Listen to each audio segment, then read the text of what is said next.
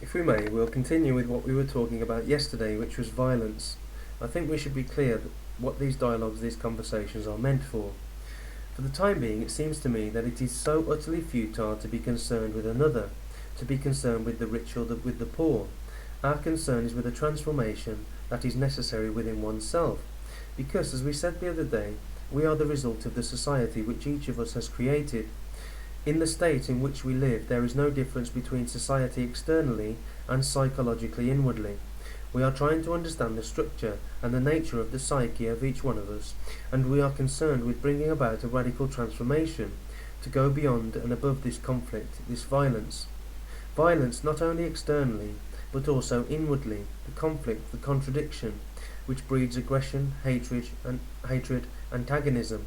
We are trying to understand what this violence is, what this aggression is, and whether it is at all possible to go beyond it. And that's what we're going to do during these remaining dialogues. We were discussing yesterday the question of seeing how we look at things, the things outside of us, the things in us, how we look at them. When we see a danger of any kind, we respond to it according to the memory that has been cultivated. When we see a precipice or a dangerous animal, we act immediately, but in that immediate action there is the whole cultivation of memory which responds instantly, which one can observe. Also, when we observe ourselves, we look with our conditioned mind, which is again cultivated, and we are saying, as long as this conditioned memory responds in any form, there is no understanding, there is no seeing, there is action only when seeing is acting. The seeing which is not conditioned. There is nothing very difficult about understanding this, but the difficulty arises when we have to apply it, act. We act according to our conditioning. That again is fairly obvious. If I'm a communist, a socialist, a Catholic, Hindu, follower of Zen, I act according to my background, according to my conditioning. That conditioning may be the result of centuries, or the result of a few days. Hence, the action is according to an idea which has been cultivated. That again is fairly clear, right? Now, as long as there is a separation between idea and action, there must be contradiction, and therefore there must be conflict. And this conflict is violence, isn't it? I have an ideology, Catholic, communist, whatever it is, and according to that ideology, ideal, or tradition, I act. I approximate the action to the ideal, and hence there is a contradiction, and in the contradiction there is conflict. The very nature of violence is this contradiction, right? I am violent, and there is also in me a sense of kindliness, gentleness, so there is contradiction. This contradiction contributes to greater violence, and we are asking ourselves whether it is at all possible to act without conditioning, and hence act without contradiction, effort and violence. Please, this requires a great deal of inquiry, understanding. It mustn't just be accepted, because all of us have ideals. To me, to the speaker, every form of ideal or ideology, whether it be communist, Catholic, Hindu, or whatever, is idiotic. It has no sense, because it prevents not only seeing and therefore acting, but it prevents the understanding of the total structure of violence. Are we going with each other so far? What do you say, sirs? This is not a talk by me. This is a dialogue between us, a conversation. What is it that sees and acts at the same time? You know, the varieties of action, most of our actions are based on a memory, an idea, a concept, a formula, what should be, what has been, and what must be. And according to that we act, don't we? No? Are you sure we are understanding each other? And we say, as long as there is a division between an action and an ideal, there is contradiction, because the ideal is always old. Ideals are always the result of the past projected into the future, and therefore all ideals are always the old. But action is always in the present. It is an active present, to act. Now, the important thing is to understand this, not only verbally, but actually see how each one of us acts, and see what is implied in this action. That is, the idea and the action, and the conflict involved in it, which is a contradiction. And to ask ourselves the question, is it possible to act without the idea, right? Is it action you speak about, or also the thinking inside? When we see danger, there is rapid action, and in that rapid action memory is involved.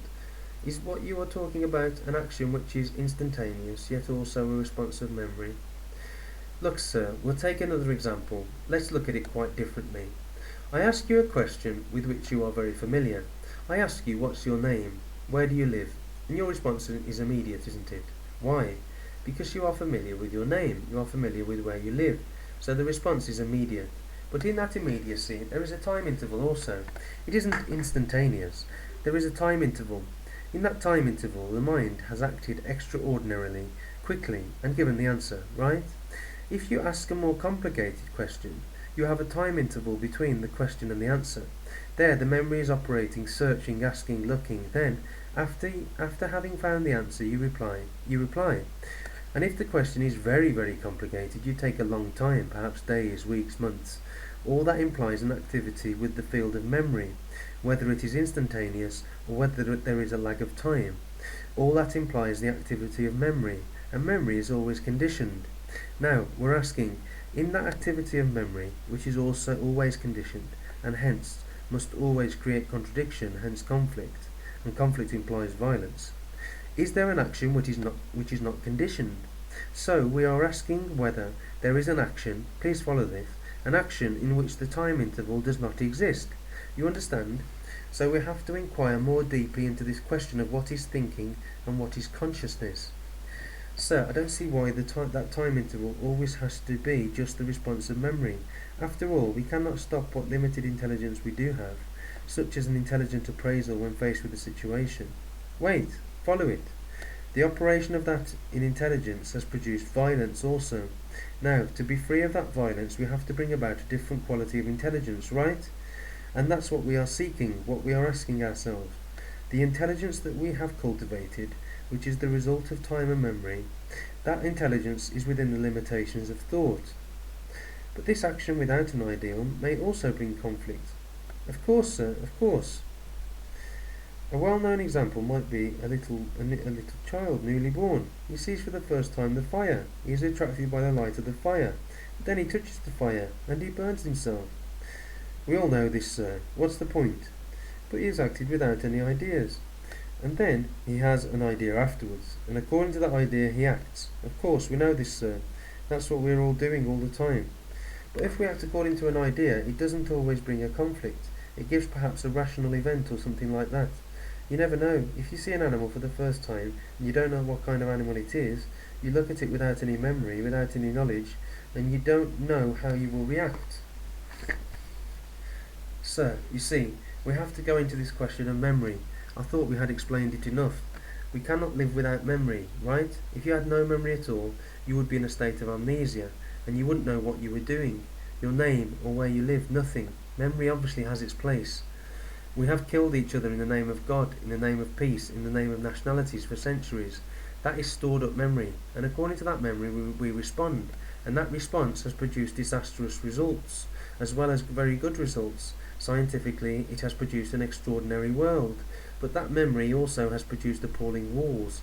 We are concerned not with the good results of memory, but with the destructive quality of a mind that is conditioned, right? Shall we proceed from there, not go back and back? We are asking if it is possible for an action to take place in which there is no contradiction and no conflict. That is the question. An action which will not breed conflict within oneself, because we said conflict in any form is violent conflict when I discipline myself according to a pattern, or suppress my feeling because of an ideal. Such discipline, such conformity is effort. Is a contradiction which must breed violence. I think that is clear, isn't it? So we are asking, is there an action which is not the result of contradiction? Now, let's proceed to find out. Not intellectually, not verbally, but actually inwardly. Find out for ourselves, which means we have to inquire into this whole field of consciousness. What is consciousness? What is thought? What is the observer who says, I am thinking, and this should be, and that should not be, right? So let's proceed. Is all consciousness the result of contradiction? You understand my question? Do I know a state of mind in which there is no contradiction at all? Am I aware of a state of being in which every form of conflict has ended? Or do I only know conflict? You understand my question? Find out, sirs. We are taking a journey together. You're not just listening to my words. We are exploring together, exploring our state of mind. Does conflict arise because we give a meaning to things built through thought? Look, sir, my question is this. I am conscious. I am conscious of this tent and the people in it. I am conscious that I am speaking. I am aware of the limitation of my feelings and thoughts, and I take cognizance of my limitation. And that limitation is my consciousness, isn't it? No? What do you mean by limitation, sir? I am limited by my thought. I am limited by my feeling. My feelings are very small. My feelings are self-centered. My love is full of hate, jealousy and envy, and this is the consciousness in which I live. Without all this, there is no conflict. Wait, we're going to find out. I am conscious only through my Am I conscious only through my limitation? Am I conscious only of the content of this limitation? That is, I am aware of the content of myself, my thoughts, my feelings, my anxieties, my guilts, my hopes, despairs, loneliness, and because I am aware of the content, I am therefore aware of the limitations of my consciousness. But I'm aware of other things too. I see you there. Hold on to that for a moment. Do you mean that the limitations you see are just what you want to see? No, it's not just what I want to see. You're creating a boundary with whatever it is you see. It's a boundary. Sir, may I ask you something? What to you is consciousness? Being awake.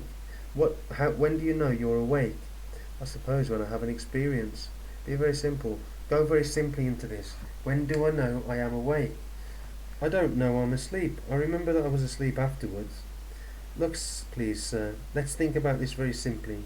I go to sleep and I wake up to my daily routine, to my daily troubles, to my daily worries, to my daily apprehensions, fears, joy. I'm awake to those things. That's one part of it. I'm also awake to all my motives, if I'm at all aware. Now, what makes me awake? Keep awake. Are we pursuing this wrongly, in a wrong direction? The conflict and awareness of my limitations of thought keep me awake. Sir, look, if you have no conflict at all of any kind, would you say, I'm awake?